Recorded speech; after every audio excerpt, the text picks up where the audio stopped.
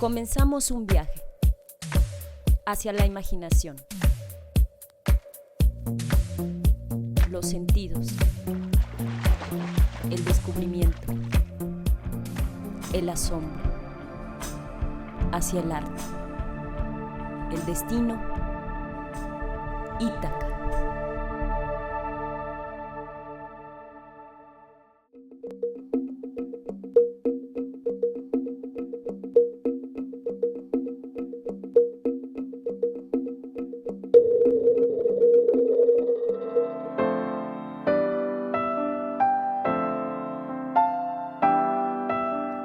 El pequeño enseña una de sus manos. Tiene en ella un pequeño pastelito.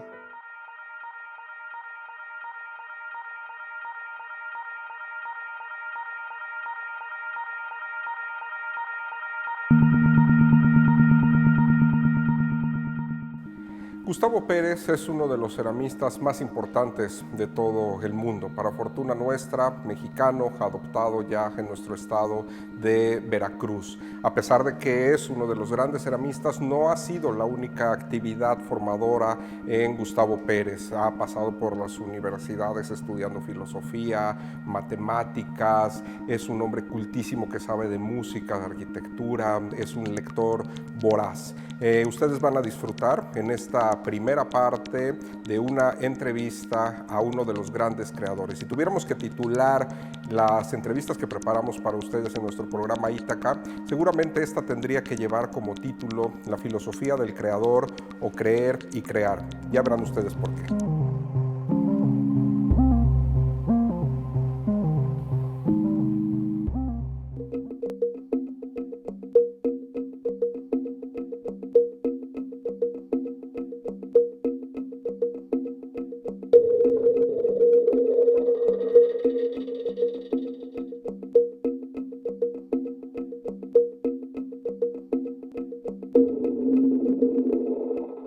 Hoy no hemos ido a ninguna Ítaca, sino que hemos venido a una Ítaca muy particular, muy personal, y es el taller del maestro Gustavo Pérez. Gustavo no necesita presentación, es uno de los ceramistas más importantes a nivel mundial, ha hecho una obra ya durante 3 o 4 décadas, obra de la que por supuesto nos va a hablar Gustavo en estos momentos. Gustavo, la labor de un ceramista, la labor tuya como ceramista ha sido nutrida por de diferentes maneras. No ha sido solamente la cerámica, sino para quienes te conocemos sabemos de tu pasión por la música, por la literatura, sabemos de tus estudios en matemáticas, en filosofía. ¿Cómo ha nutrido todo eso a tu obra? Pero la manera en la que todas las influencias, se puede llamar influencia a todo eso que uno capta, percibe, estudia. La manera en que esas influencias han determinado mi trabajo en cerámica es algo que me resulta inexplicable y no pretendo en realidad analizarlo demasiado. Más bien es una realidad que dejo suceder y atiendo a mis intereses que, como lo mencionas tú, van en muy diferentes direcciones. Sé que la música me ha acompañado siempre, sé que la he estudiado desde hasta un cierto punto, atendiendo a la posibilidad de entender la música como forma que sucede en el tiempo y por lo tanto un arte muy cercana a la cerámica, que es forma fija, que es como música petrificada, digamos, atendiendo al ritmo, al equilibrio, al contraste, al color que puedo encontrar en la música y tratando de entender cómo esto puede ser utilizado al trabajar el barro. Interés por la literatura muy grande, interés por muchas cosas y en realidad no tratando de darle una importancia primordial a ninguna. Es más bien diferentes momentos en los que ciertas cosas se vuelven más significativas, más importantes y luego otras. Desde luego hay las que se mantienen a lo largo de toda la vida, otras que pueden haber estado por un momento.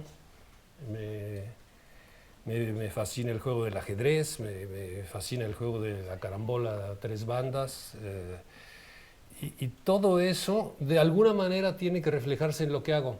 No sé cuál es, porque lo fundamental es el estar con el barro, que es una convivencia de 40 años o más, a partir de algo que he dicho siempre, que es la práctica del oficio. El oficio es fundamental. Desde luego que tiene que haber mucho más que oficio, ¿verdad? Pero siempre tiene que haberlo, el oficio. Gustavo, cuando estás trabajando aquí en tu taller tan hermoso, ¿qué escuchas? ¿Qué música es la que escuchas?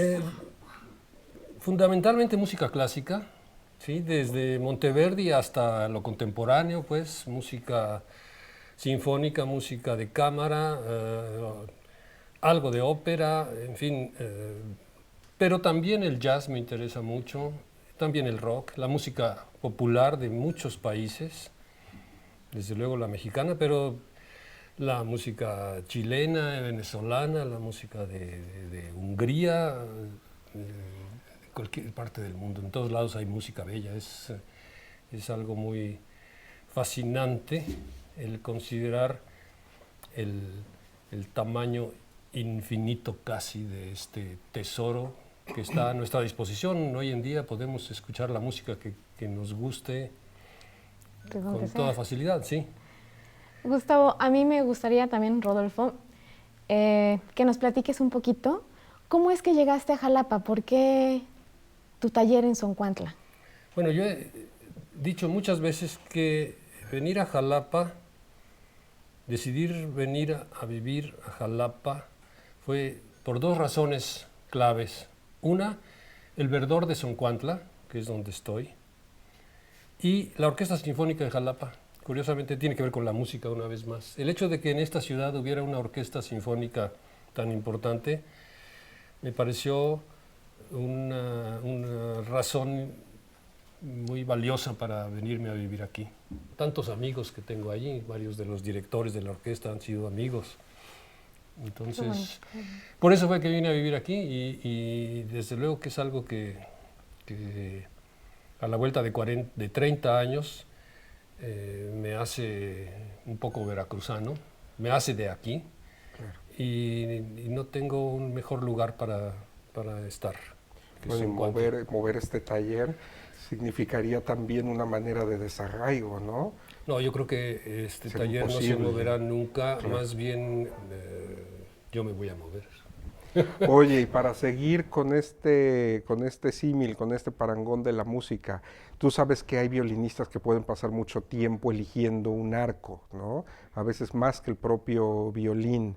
Tú trabajas con el barro, trabajas con la porcelana, trabajas con varios materiales y con varios esmaltes. Haciendo este parangón, un poco el fuego se convierte en esa elección del arco. ¿Cómo manejas el fuego? ¿Qué es lo que te da ese tiempo y esa temperatura a lo que tú haces con tus manos?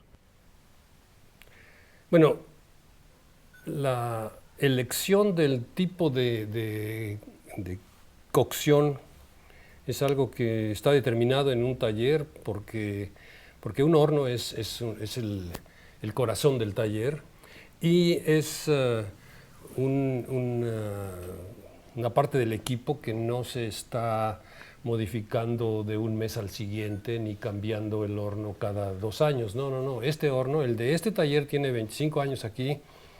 Es mi horno, es un horno de gas. Yo he trabajado con hornos de leña en Japón y en Hungría, en Francia, con otro tipo de hornos eléctricos. Aún aquí tengo un pequeño horno eléctrico. Fundamentalmente el que conozco mejor es este horno de gas que me permite obtener los resultados que son característicos de mi trabajo. Digamos que es necesario tener una forma de cocción que respete o haga resaltar los aspectos fundamentales de una obra. Y así como algunos ceramistas requieren que sus esmaltes tengan esta vitalidad, esta maravillosa vitalidad y fuerza que da el quemar en leña, a mí me hace falta una cierta precisión, nitidez, y eso lo consigo con gas, mejor que con cualquier otro combustible. ¿Con qué barro te gusta trabajar más? Mira, yo tengo la experiencia de trabajar con barro en muchas partes del mundo y entonces resulta válido eso de que el mejor barro que hay es el que hay, es el que tienes a tu disposición. Y pensando sobre todo que como con un barro estableces una relación personal, una relación muy de identificación, de conocimiento, entonces hace falta tiempo y hace falta paciencia para que un cierto barro te vaya entregando más que sus secretos, que te vaya dando su confianza y te vaya permitiendo hacer lo que es posible hacer con él. Sí, yo he trabajado, por ejemplo, con la porcelana en varias ocasiones y siendo esta una arcilla dificilísima de trabajar, con características muy delicadas, a veces se puede hablar de la chocantería de la porcelana. Es necesario entenderse bien con esa señora, ¿sí? No es una relación fácil, porque es una quisquillosa, una señora muy pesada, pero muy bella. Entonces hay que tratarla bien, hay que tratar de entenderla. Como a todas las mujeres, Gustavo. Así es. Sí. Por eso la trataste en femenino. En francés la porcelana, también es la porcelaine, sí, en femenino. Yo no sé en otras lenguas, pero yo creo que porcelana es femenino por lo menos las lenguas que yo conozco.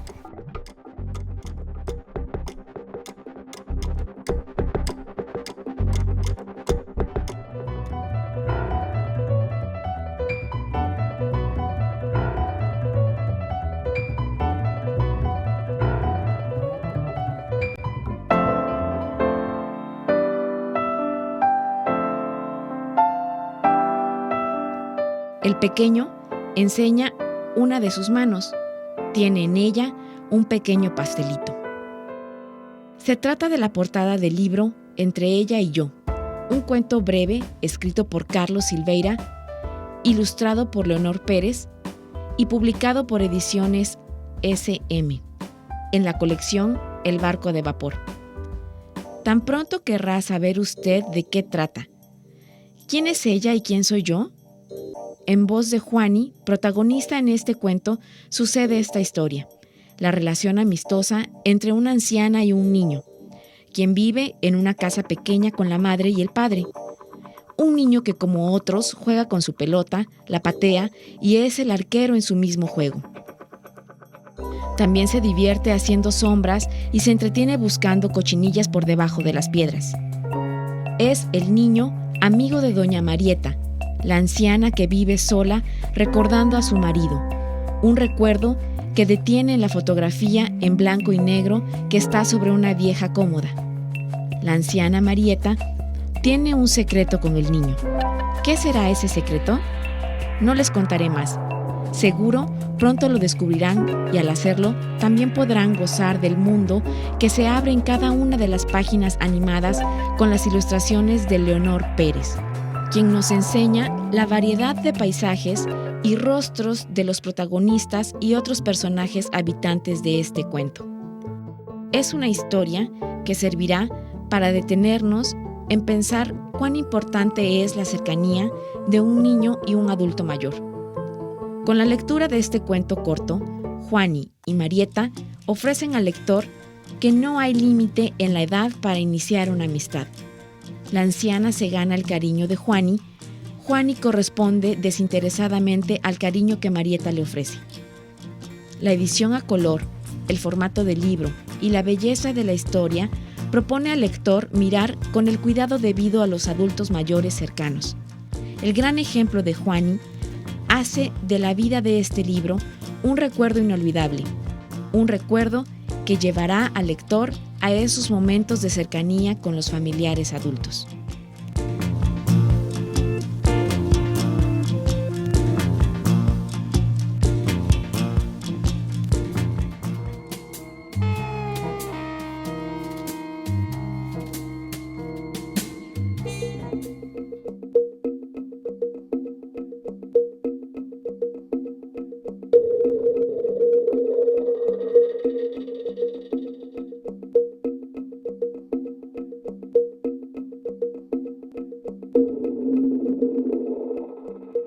A propósito, una vez escuché a alguien decir que te había visto en Europa y que cambiabas con una facilidad pasmosa del francés al holandés. ¿Cuántos idiomas hablas, Gustavo? Bueno, yo hablo 4 razonablemente bien: español, francés, inglés y holandés. Puedo leer el alemán y hablarlo mal, leer el portugués y el italiano un poco, y en Japón no me pierdo, pero no hablo japonés, desde luego. Claro. Bueno, para alguien que pasa no sé cuántas horas en el taller hablar todos esos idiomas, nos habla ya del tamaño del personaje con el que estamos, y evidentemente no son elogios vanos, sino que con Gustavo Pérez puede uno también pasarse toda una tarde hablando de literatura. ¿Qué estás leyendo ahora?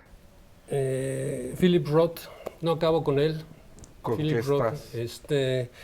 La pastoral americana, sí. Muy bien. Sí, he Con estado esa leyéndolo. trilogía que es impresionante. Pues sí, bueno, es que es... ¿Y Patrimonio ya lo Sí, leíste? sí, claro. Que claro, también es claro, una maravilla. Pero el único libro que no es ficción. El único libro que no es ficción. Roth. Bueno, y sus ensayos, ¿no? Sí, sí, claro. Las obras en las que habla sobre su escritura Exactamente. y la de otros que son tan iluminadores, que son tan importantes en el sentido de la comprensión del quehacer propio, la lucidez y la inteligencia y la profundidad de Roth hablando de escritura es como la de Bolaño, digamos, de estos grandes ensayistas que saben pensar su oficio profundamente. Claro. Sí. Gustavo, a mí me gustaría retomar tu actividad y tu oficio hermoso. ¿Cómo tuviste el encuentro con esta pasión? Eso fue un encuentro, como lo dices. Todo el mundo quiere saber cómo es que yo me dediqué a la cerámica y por qué. A mí se me impuso. Yo estaba buscando algo que hacer, algo a que dedicarle toda mi vida como actividad productiva. Y había estado buscando en diferentes direcciones. Estudié, como decía Rodolfo hace un momento, yo estudié matemática, estudié filosofía. Y todo eso era muy interesante, pero no era exactamente lo que yo quería. Pensé en hacer algo con mis manos como una opción que me pareció interesante, a pesar de que yo no tenía ninguna experiencia de haber hecho un trabajo manual. Esto que era un poco extraño y quizás hasta medio mal visto en aquellos tiempos, hace 40 años. Pero entré a un taller de cerámica en la Escuela de Diseño y Artesanías en la Ciudad de México y fue inmediato. El olor del barro, el olor del taller y luego la explicación que nos dieron de cómo funcionaba el torno de alfarero, eso fue suficiente. Con eso supe en 10 minutos que eso es lo que yo quería hacer. Ya después me enfrenté a la dura realidad de que mientras que en el resto de mis estudios, todas las primaria, secundaria, preparatoria, yo había sido un estudiante que tenía buenas calificaciones en todo, pero no en dibujo y no en modelado. En eso me costaba mucho trabajo. Y eso fue, sin embargo, una reflexión que tuve que hacerme después de haber decidido que eso es lo que iba yo a hacer. Quizás de ahí viene la importancia que tuve que darle al oficio, porque quizás alguien con una facilidad natural podría confiar en sus manos para por ahí encontrar un camino de expresión. No, mis manos no servían para nada. Yo tuve que enseñarles todo, con mucho trabajo, y a partir de observar con muchísimo cuidado la técnica y aprender el oficio. Por eso esa atención tan grande que le doy, seguramente. ¿Qué dirían tus maestros o maestras de educación artística que te vean ahora? ¿No? De haber dicho, este muchacho que no modelaba ni la plastilina. Ya se murieron esos maestros, Rodolfo. Porque además esa parte de la técnica es sorprendente. Esto que ve usted al fondo, estas formas que pareciera tan fácil hacer, que pareciera tan fácil de moldear, las famosas series esas de las apachurraditas, pues, ¿no? Que a veces las compresiones, las compresiones que toman formas a veces homorfas, ¿no? Todo eso tiene que ver con la técnica, pero eso no se da de la noche a la mañana. Eso es insistir, insistir, insistir y descubrir tú propio la técnica. Claro. Es otra experiencia la de haber aprendido, como tiene que aprenderse todo en la vida, solo. Desde luego que algunos tienen la fortuna de contar con un maestro, alguien que es un ejemplo, un modelo a seguir. Yo tuve maestros de técnica, pero no tuve un maestro modelo, no hubo un maestro artista a quien yo dijera, es por ese camino que voy.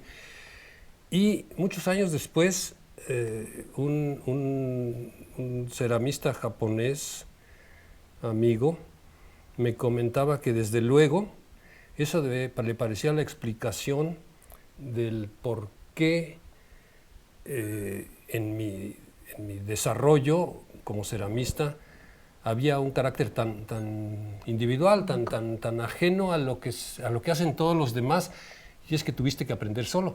En efecto, tuve que aprenderlo solo, entonces desarrollé cosas que no se le ocurren a nadie, porque algunas son bastante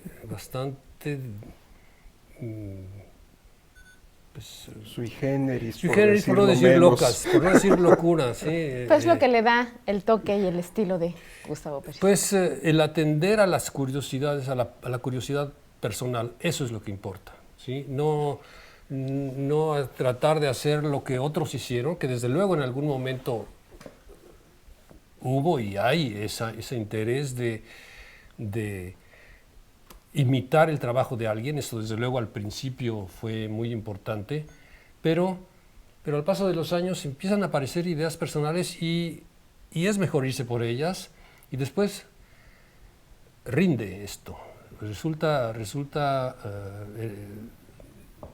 fuerte como resultado, y quizás determina una confianza en ese instinto, en esa forma muy individual de dirigirse hacia donde la curiosidad te lleve, hacia probar algo nuevo, casi como un principio. Si quieres ver algo nuevo, hay que hacer algo nuevo. Es un aforismo de Lichtenberg. Claro. Si quieres ver algo nuevo, tienes que hacer algo nuevo. Y vaya que cuesta trabajo ese hacer algo nuevo, porque significa meterse en terrenos desconocidos técnicamente, por ejemplo. Y está garantizado que lo que hagas va a fracasar en primera instancia. Pero no importa. Probablemente más adelante resultará bien, o resultará en otra cosa que ni siquiera soñabas, y esas son las que importan.